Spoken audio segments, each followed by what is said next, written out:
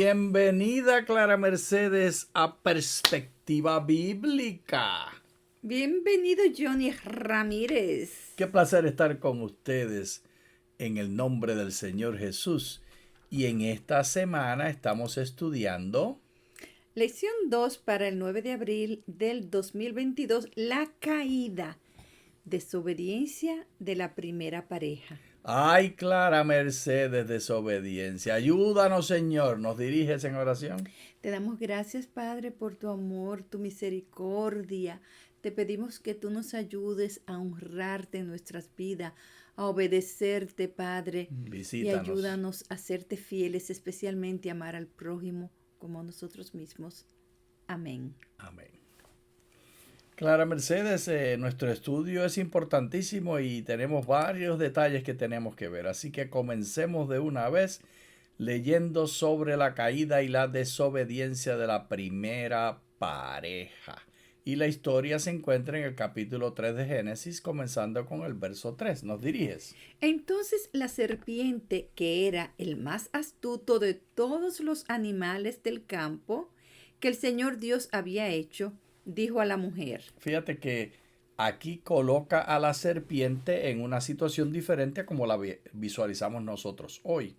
La visión de la serpiente, de acuerdo a Génesis, es de un animal precioso, inteligente. Seguramente usaba corbatín así como el mío.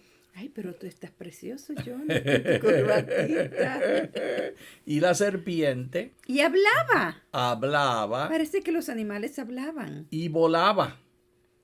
Y me ha dicho el doctor Esteban Pony que en el Loma Linda University, en el Geoscience Research Institute, tienen esqueletos momificados, ¿cómo no es momificados? Disecados. No, en piedra, fósiles que muestran a serpientes con alas. Lo importante para nosotros es saber que la clasificación en Génesis, la visión que ellos tenían en Génesis de la serpiente es diferente a la nuestra. La serpiente era inteligente y hasta hablar podía. Sigue. Dijo a la mujer, ¿de veras Dios les ha dicho, no coman de ningún árbol del jardín? La mujer respondió a la serpiente, podemos comer del fruto de los árboles del jardín, pero del fruto del árbol que está en medio del jardín, ha dicho Dios, no coman de él ni lo toquen, no sea que mueran. Así que la serpiente tuerce las palabras de Dios. ¿Te diste cuenta cómo las torció? ¿Cómo fue que lo hizo? Torciditas. Torciditas. La serpiente le dice que no, que Dios dijo que no comieran de ningún árbol. Y la serpiente le dice, sí, la mujer le dice, sí podemos comer. Ahora, date cuenta, ¿quién es que está teniendo la conversación? Es Isha, Eva, con la serpiente. Entonces, ¿dónde está Ish? Eso es un detalle que vamos a ver más adelante, pero lo que sí sabemos hasta ahora es que Ish está como ausente o callado y ausente, o no se atreve a hablar. ¿Cómo tú lo visualizas al hermanito Ish? Como que él era bien tímido. Bueno, mejor no digamos nada No, más. no digamos nada más para ver qué pasa. Entonces, ¿qué pasó? Entonces la serpiente dijo a la mujer, ciertamente no morirán. Ok. Es que Dios sabe que el día que coman de él, los ojos les serán abiertos y serán como Dios, conociendo el bien y el mal. Aquí nos tenemos que detener.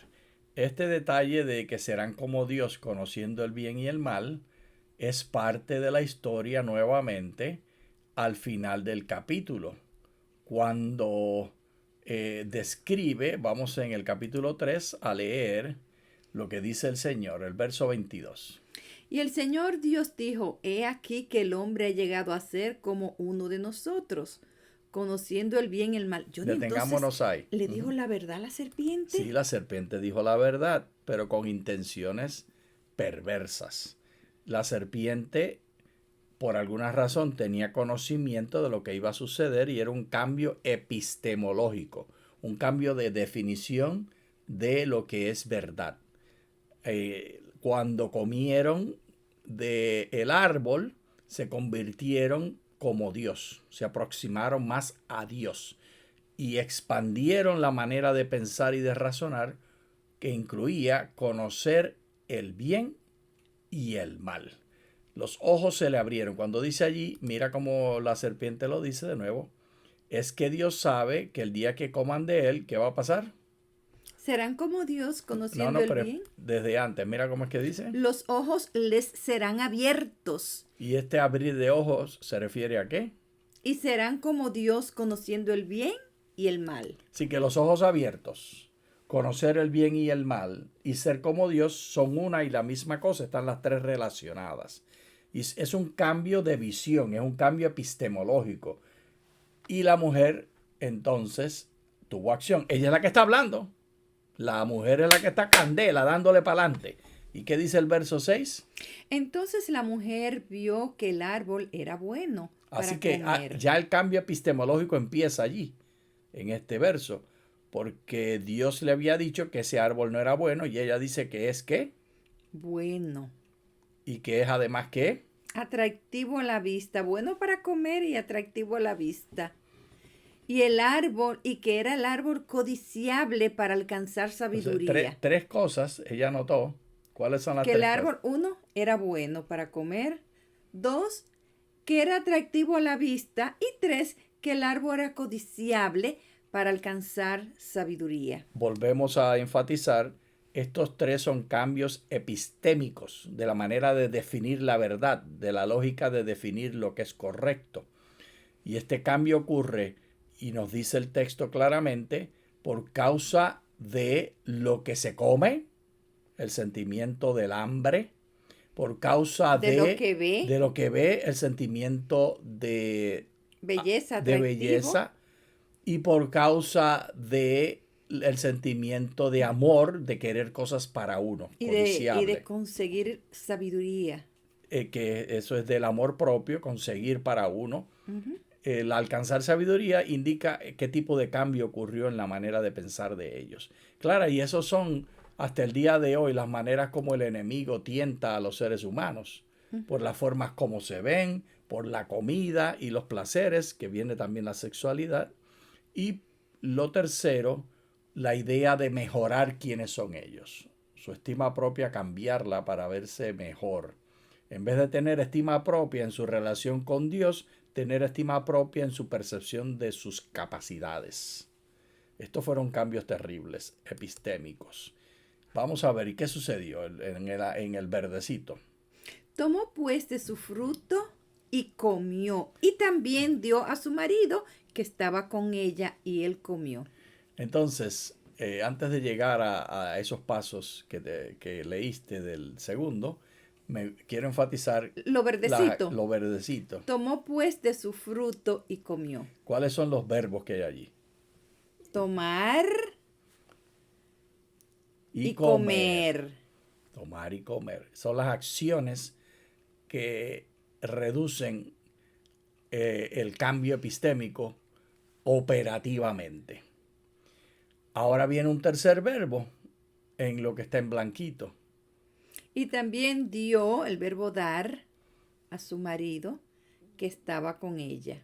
Y él comió. Aquí esta versión traduce el hebreo correctamente.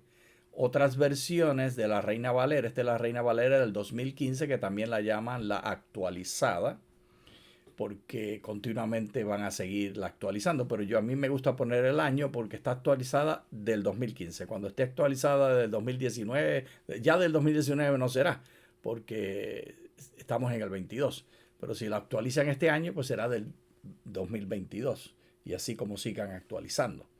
La que está al corriente es 2015, Clara Mercedes. Entonces, estaba el marido con ella, pero lo vamos a ver en hebreo. Antes de verlo en hebreo, ¿qué nos dice acerca de la relación entre el hombre y la mujer este verso? Pues que ella era la líder. Eso es así. Por Ella eso era fue que Dios, cuando creó a Adán, dijo, espérate, necesito darle una ayuda.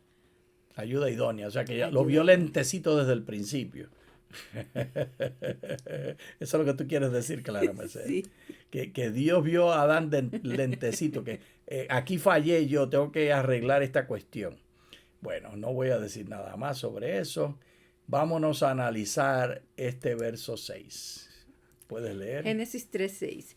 Entonces la mujer vio que el árbol era bueno para comer, que era atractivo a la vista y que era árbol codiciable para alcanzar sabiduría.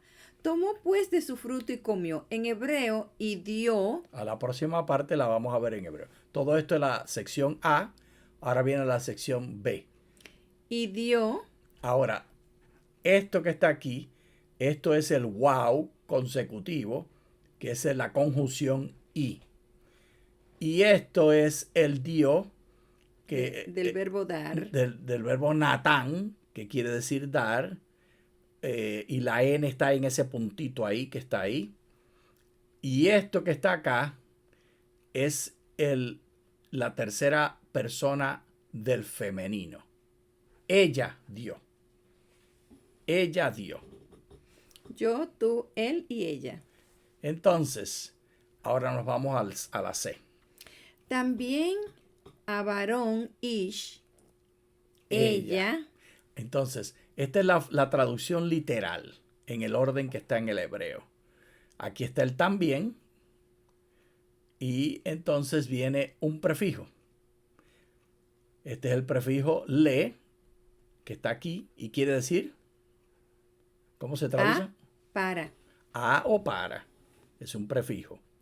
Está colocado antes de la palabra. Y esta ish, este es el varón. Por eso lo tenemos aquí como varón ish. Y ella está aquí pegadito al final. Este es el sufijo. El sufijo. Si se pronuncia isha, pero aquí no se refiere a la mujer, sino que aquí es un pronombre que viene como sufijo. Porque en hebreo, las radicales de cualquier palabra en hebreo se le añaden prefijos y sufijos, que lo mismo sucede en castellano. Como buen, bueno, buena. Exacto. En el caso que dijiste, es un sufijo, la O o la A, para indicar la persona verbal. Y en el caso también del, entonces ahí se le añade un pronombre que está de prefijo y una preposición que está de sufijo, de él, y se convierte en del. Lo mismo hace el hebreo. Ahora vamos a la D, que aquí viene la parte controversial. Con ella. Veamos. Este es un prefijo, míralo aquí, im, con, el prefijo que está aquí, pero esta vocal es parte del sufijo ella, que está acá. Ese ella es el pronombre que está como sufijo. Y la preposición está anterior. Está antes. No es un prefijo porque esa está separada. Esa es la preposición por sí misma. Se le añade el sufijo del pronombre. Entonces, ¿y qué pasó? Él comió y él comió. Aquí está el y, que es el wow, que es la conjunción y. Entonces, esta yod indica la persona verbal, que es la tercera persona del masculino. Él. Singular. Yo, tú, exacto. Él. Entonces, y este es el verbo de comer, akal. Así que él se dio la jartera. Y está clarito, clara. Lo que hace clarito, clara, de que él estaba allí, es este prefijo, im, con. Y este sufijo, a, ella, que están aquí juntos. Y más. Con ella, Clara, no hay duda. Esto también, que es una conjunción que está añadida aquí con este símbolo hebreo. No hay dudas. El hebreo dice que estaban juntos, Clara Mercedes. El comer de él no es que ella se fue a buscarlo y tuvo que dar vueltas. El texto lo hace claro que él estaba con ella. Así que estaba de mojigato callado y no dijo nada. Es una vergüenza. Sin embargo, Clara Mercedes, en el Nuevo Testamento hay versos que se han usado para indicar que ella fue la que se separó. Puedes leer 2 Corintios 11:3. Pero me temo que así como la serpiente con su astucia engañó a Eva, de alguna manera los pensamientos de ustedes se hayan extraviado de la sencillez y la pureza que deben a Cristo. Entonces, técnicamente aquí no dice si estaba o no estaba el hombre con ella, pero la mayoría de los lectores y exégetas y comentadores lo han leído como una declaración de que la mujer es la engañada y el hombre... el santo. Y también en el capítulo 3 él le echa la culpa a la mujer al final, que lo vamos a ver inmediatamente después de esto. Pero antes de verlo, queremos entender por qué razón puede haber esa discrepancia. ¿Puedes leer, Clara? Los números de muertos por la rebelión sexual de Baal Peor con las madianitas son difíciles de conciliar entre el Antiguo Testamento y el Nuevo Testamento. Aquí tenemos, por ejemplo, Clara, 2 números del Antiguo Testamento. ¿Y cuántos son los que murieron? 14.700, eso lo encontramos en Números 16:49. Sin embargo, en Números 25:9 encontramos que son 24.000 y ustedes pueden buscarlo. Correcto. Y si lo lees en Corintios, dice que son 23.000. Entonces, es obvio que la Biblia no fue dictada, no es inspiración verbal. Así que hay contradicciones y tensiones problemáticas, muchas con números. Habla, por ejemplo, en los evangelios de un endemoniado gadareno, que Jesús le saca a los demonios, y después habla de 2 endemoniados gadarenos en otro evangelio. Y así muchas pequeños detalles de números particularmente. Así que el hecho de que hay estas inconsistencias muestra que la inspiración del texto bíblico no es verbal. Por lo tanto, el hecho de que dijera en Corintios, asumiendo que la lectura indica que la mujer no estaba separada de su marido, esto no nos causaría ninguna sorpresa. De hecho, los números en el Antiguo Testamento, las tensiones que hay son entre las diferentes versiones. El texto masorético, que es el que mayormente se ha usado para traducir el Antiguo Testamento, el texto que está detrás de la Septuaginta, que es otro texto que no es el texto masorético, porque allí tiene números diferentes que tradujeron al griego, y usted sabe que es diferente porque tiene varias diferentes tendencias que muestran tendencias editoriales y escogencias de palabras diferentes al texto masorético. Además está el texto del Pentateuco samaritano, además está la Pechita y hay varios otros textos más. Y por supuesto, la gran cantidad de textos que hemos recibido de Qumran, los textos del Mar Muerto. Y estos diferentes textos encontramos divergencias de números en particular. Y también de textos de versículos de palabras diferentes en varios lugares. Ninguno de estos cambios cambia los mensajes. No importa si fueron 23.000 o 24.000 o 36.000 los que murieron por esta rebelión sexual en Madián, donde el primero que causa la atención de Dios es Coré, que trae a la mujer a su tienda en el campamento, la trajo al campamento. En vez de ir allá a pecar, la trajo a la casa, a su tienda.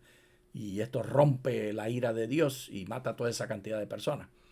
El punto clave es que no nos dejemos llevar del texto cuando lo traducen erradamente en otras versiones de Reina Valera y de otras versiones de la Escritura, porque ellos están usando la teología de ellos y su persuasión para escoger la manera de traducir. Y no hay nada extraño en esto. ¿Hablé mucho, Clara, y no dije nada? Está bien. Está bien, mejor le das pichón y no comentas nada más. Bueno, vámonos a seguir con la lectura. Él respondió: oí tu voz en el jardín y tuve miedo, porque estaba desnudo. Por eso me escondí. Le preguntó Dios, ¿quién te dijo que estabas desnudo? Aquí de nuevo vemos que el problema que ocurrió fue un cambio epistémico. Aprende una manera diferente de visualizar lo que está ocurriendo, porque los deseos no son malos en sí mismos. El comer es malo, No. pero la glotonería sí es mala. Sí. El sexo en el matrimonio es malo, No, es muy pero, bueno. pero la perversidad sexual es mala y se cambian. Por ejemplo, el verse a sí mismos ahora se ven desnudos. Se avergüenzan. Se avergüenzan. Algunos piensan que se refiere a que había una luz que los cubría. Yo no creo eso, Clara. Yo creo que lo que ocurrió fue un cambio epistémico, que de pronto siempre estuvieron desnudos y no había ninguna luz sobre ellos, pero cuando se vieron a sí mismos se percibieron diferentes. Sugiero que es un cambio epistémico y no un cambio de la ropa que ellos tenían, que antes tenían luz, porque yo creo en la continuidad. Hay dos persuasiones epistémicas y de lectura hermenéutica de las Sagradas Escrituras. Hay quienes perciben que todo cambió entre la entrada del pecado, antes de la entrada del pecado y después de la entrada del pecado, dos maneras totalmente diferentes. Y ellos perciben estas diferencias de manera física, de manera fisiológica, etc. Yo sugiero que los cambios fueron epistémicos y de dieta. Y vamos a ver ese detalle en un momento. Sigamos entonces, Clara, leyendo en el verso que toca. ¿Quién te dijo que estabas desnudo? Así que Dios, fíjate cómo es que Dios remedia. ¿Cuál es el remedio que Dios hace a un cambio epistémico? Él hace preguntas. Exacto. Y esa debe ser la manera que nosotros usemos también para enseñarle a nuestros hijos y a los estudiantes. Sigue.